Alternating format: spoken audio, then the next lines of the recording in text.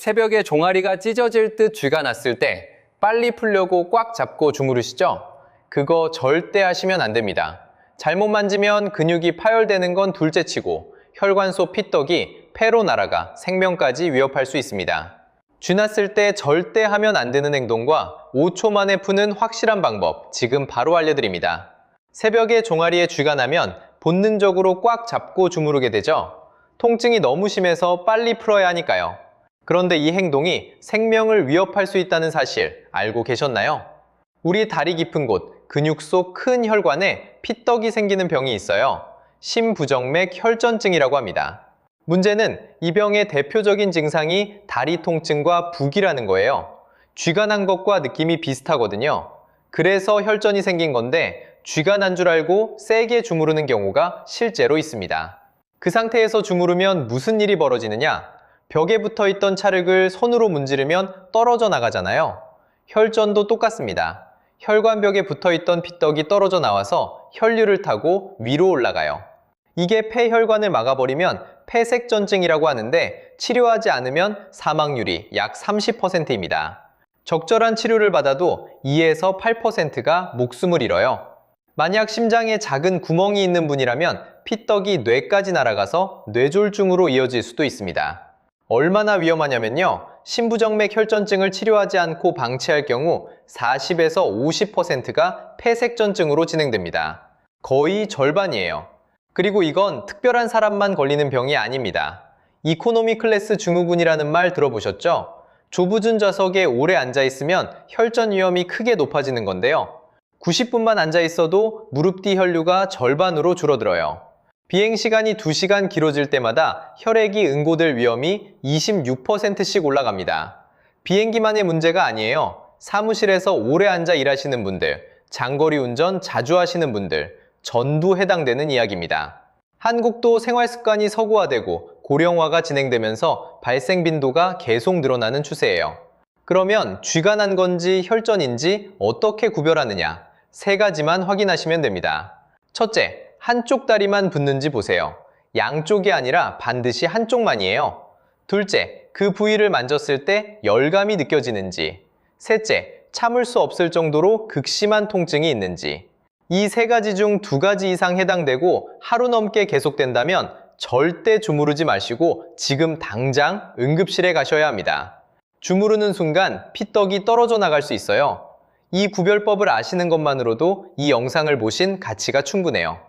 그러면 혈전이 아닌 진짜 쥐, 우리가 흔히 겪는 그 쥐는 대체 왜 오는 걸까요? 마그네슘이 부족해서라고요? 아닙니다. 우리 근육은 신경의 명령을 받아서 움직여요. 수축하라는 신호가 오면 근육이 조여지고 이완하라는 신호가 오면 풀립니다. 자동차로 비유하면 엑셀과 브레이크예요. 엑셀을 밟으면 달리고 브레이크를 밟으면 멈춘추는 거죠. 그런데 이 브레이크가 고장나면 어떻게 될까요? 엑셀만 밟히는 상태가 됩니다. 근육이 수축만 하고 풀리지 않아요. 브레이크가 고장난 자동차가 운전자 없이 달리는 거랑 똑같습니다. 이게 바로 쥐의 정체예요. 그러면 뭐가 이 브레이크를 고장내느냐? 과로, 수면 부족, 당뇨, 척추질환 같은 것들이 신경의 브레이크 시스템을 망가뜨립니다. 특히 나이가 들수록 이 브레이크 성능이 떨어져요. 그런데 한 가지 의문이 생기죠? 낮에도 브레이크가 고장났을 텐데 왜 낮에는 괜찮을까요? 낮에는 뇌가 깨어 있어요. 그래서 브레이크가 고장나도 수동으로 잡아줄 수 있는 겁니다. 의식이 보조 브레이크 역할을 하는 거죠. 그런데 잠들면 이 보조 브레이크까지 꺼져요. 고장난 차가 내리막길에서 노연하는 겁니다. 그래서 하필 새벽에 쥐가 오는 거예요. 여기에 겨울이면 하나 더 추가돼요. 두꺼운 이불이 발등을 눌러요. 발등이 눌리면 종아리 근육이 자연스럽게 수축 상태를 유지하게 됩니다. 고장난 브레이크에 엑셀까지 밟아버리는 상황이에요. 가벼운 이불로 바꾸고 발목 아래 쿠션 하나만 받쳐도 달라집니다. 이게 얼마나 흔한 일인지 아세요? 50대 10명 중 4명이 이 야간 경련을 경험하세요. 80세 이상이 되면 절반이 겪으시고 그중 40%는 일주일에 3번 이상 쥐가 납니다. 마그네슘 수치가 정상인데 쥐가 나시는 분들, 이제 이유를 아셨죠? 그런데 이 브레이크를 고장내는 원인이 다리에만 있는 게 아닙니다. 전혀 엉뚱한 곳에서 문제가 시작되는 경우가 있어요. 여기서부터가 정말 중요합니다. 첫 번째, 숨은 원인은 허리입니다. 허리 디스크나 척추관 협착증, 즉 허리 신경 통로가 좁아지는 병이요. 이게 왜 다리주랑 관련이 있냐면 허리에서 나온 신경이 엉덩이를 지나고 허벅지를 타고 내려와서 종아리, 발가락 끝까지 쭉 연결돼 있거든요. 아파트 배전함을 생각해 보세요. 배전함이 고장나면 집안의 가전제품이 멋대로 작동하잖아요. 불이 깜빡거리고 에어컨이 혼자 켜지고요. 허리가 바로 그 배전함이에요. 배전함인 허리신경이 눌리면 가전제품인 종아리 근육이 제멋대로 수축하면서 쥐가 나는 겁니다. 이런 분들은 쥐만 나는 게 아니에요. 다리에 전기가 오듯 찌릿찌릿한 방사통이 같이 오고 다리를 들어 올릴 때 허벅지 뒤쪽이 심하게 당깁니다. 이 증상이 있다면 허리를 의심해 보셔야 해요. 그리고 방치하면 쥐에서 저림으로, 저림에서 감각상실로, 결국 마비까지 진행될 수 있습니다. 허리만이 아닙니다. 다리 혈관 자체가 망가지고 있는 경우도 있어요. 두 번째 숨은 원인은 하지정맥류입니다. 한국 성인 10명 중 2명꼴로 생기는 병이에요. 우리 다리 정맥에는 피가 거꾸로 흐르지 않도록 잠금 장치가 달려 있어요. 엘리베이터가 층마다 문이 닫히면서 아래로 안 내려가는 것처럼요. 그런데 이 잠금 장치가 고장나면 산소가 빠진 혈액이 거꾸로 흘러내립니다. 종아리에 나쁜 피가 고이고 근육과 신경이 버티지 못해서 쥐가 나는 거예요. 실제로 야간 경련이 있는 사람은 하지정맥류 위험이 227%나 높다는 연구 결과가 있습니다. 2021년 기준 하지정맥류 진료 환자가 약 24만 8천 명이고 50대가 가장 많아요. 밤이 되면 종아리 펌프가 멈추니까 피가 더 정체되고 새벽에 쥐가 나는 전형적인 패턴이 나타납니다. 다행히 초음파 검사로 간단하게 확인할 수 있어요. 금식도 필요 없습니다. 쥐가 나는 원인 중에 가장 무서운 게 하나 더 남아 있습니다. 이건 좀 충격적인 내용이에요. 세 번째 숨은 원인은 간입니다. 간이요? 네, 간이요. 간은 우리 몸의 정수기 필터 같은 역할을 해요. 몸속 독소를 걸러내는 거죠. 정수기 필터가 막히면 수돗물에서 이상한 냄새가 나잖아요. 간도 마찬가지입니다. 이 필터가 막히면 독소가 온몸을 돌면서 근육과 신경에 이상을 일으킵니다. 간경화 환자의 22%에서 많게는 88%까지 근육경련이 나타나요. 그 중에서도 종아리가 70%로 가장 많아요. 발가락이 50%, 허벅지가 43%입니다. 근육경련이 간경화 환자의 삶의 질을 떨어뜨리는 가장 큰 요인이라는 연구까지 있습니다. 그만큼 고통이 심하다는 뜻이에요. 간은 침묵의 장기라고 하잖아요. 아파도 말을 안 하는 장기인데 그 간이 다리주라는 신호를 보내고 있다면 그건 이미 심각한 상태라는 뜻이에요. 쥐가 자주 나면서 피로감이 심하고 소화가 잘 안 된다면 반드시 간 기능 검사를 받아보세요. 다행히 타우린을 1개월 보충한 환자 중 66%에서 경련이 사라졌다는 연구가 있습니다. 간이 보내는 신호를 무시하지 마세요. 원인을 알았으니 이제 가장 중요한 걸 알려드릴게요. 쥐가 났을 때 어떻게 하면 되는지. 여기서부터는 희망적인 이야기입니다. 원인을 알았으니 이제 해결할 차례예요. 새벽에 종아리가 뒤틀리면서 쥐가 왔어요. 이때 절대 주무르면 안 된다고 했죠. 그러면 뭘 해야 하느냐? 수축된 근육을 반대 방향으로 늘려주면 됩니다. 5초면 풀려요. 가장 효과적인 방법이 X자 스트레칭입니다. 댓글에서 정확한 자세가 안 보여요 라는 질문이 정말 많았는데 지금부터 하나하나 짚어드리겠습니다. 오른쪽 종아리에 쥐가 났다고 가정할게요. 먼저 침대 위에서 두 다리를 앞으로 쭉 펴세요. 그 다음 왼쪽 팔, 그러니까 쥐가 안 난 쪽 발의 뒤꿈치를 오른발 발등 위에 걸치듯 올려놓으세요. 위에서 보면 두 다리가 X자 모양으로 교차됩니다. 이 상태에서 왼발 뒤꿈치로 오른발을 내 몸쪽으로 천천히 쭉 당겨주세요.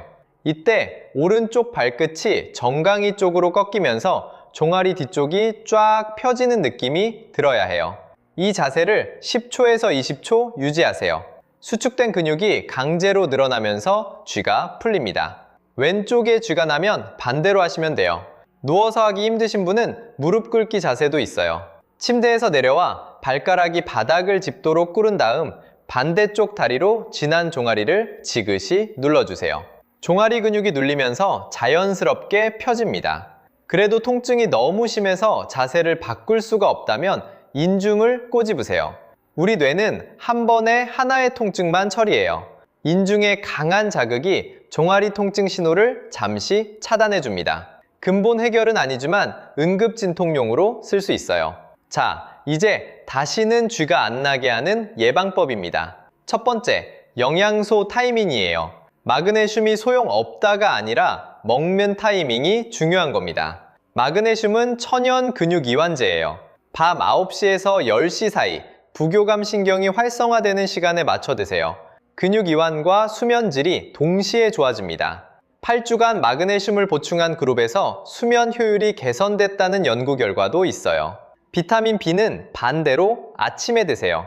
신경세포 기능을 유지하는 데 필수적인 영양소인데 각성과 신경 활성에 도움을 주기 때문에 아침이 적기입니다. 두 번째, 음식이에요.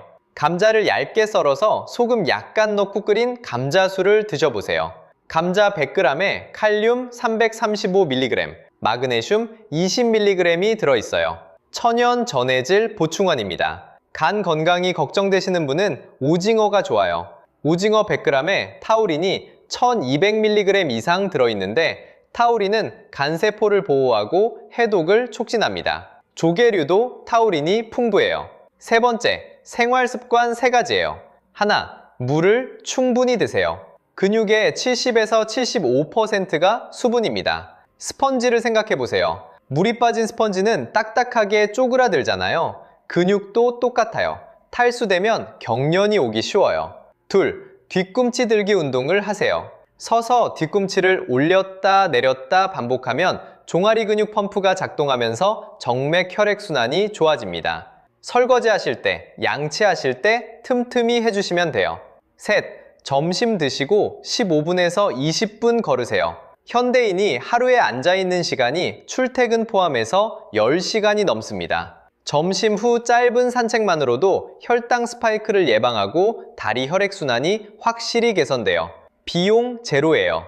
오늘 당장 시작할 수 있습니다. 정리해드리겠습니다. 쥐가 나면 절대 주무르지 마세요. 혈전이면 생명이 위험하고 일반 쥐라도 근육이 손상됩니다. 한쪽 다리만 붓고 열감이 있고 극심한 통증이 하루 넘게 지속된다면 지체 없이 응급실에 가세요. 밤마다 쥐가 나는 진짜 원인은 신경의 브레이크 고장이었습니다. 그리고 그 고장을 일으키는 숨은 범인이 허리, 하지정맥류, 심지어 간에까지 있을 수 있었어요. 종아리만 보면 답이 안 나오는 이유가 여기 있었습니다. 쥐가 오면 X자 스트레칭으로 5초 만에 푸세요. 마그네슘은 밤 9시에서 10시 사이에, 비타민 B는 아침에 드세요. 물을 자주 마시고 뒤꿈치 들기를 하고 점심 후에 걸으세요. 전부 비용이 들지 않는 것들입니다. 쥐는 그냥 근육이 뭉친 게 아닙니다. 몸이 보내는 신호예요. 이 신호를 무시하지 마세요. 오늘 알았으면 오늘부터 시작하세요. 물 한 잔 드시는 것부터, 발뒤꿈치 한번 드는 것부터요. 영상이 도움이 되셨다면 밤마다 쥐 때문에 잠 못 이루시는 분께 꼭 공유해주세요. 그분에게 정말 필요한 영상일 수 있습니다. 구독과 좋아요도 큰 힘이 됩니다. 감사합니다.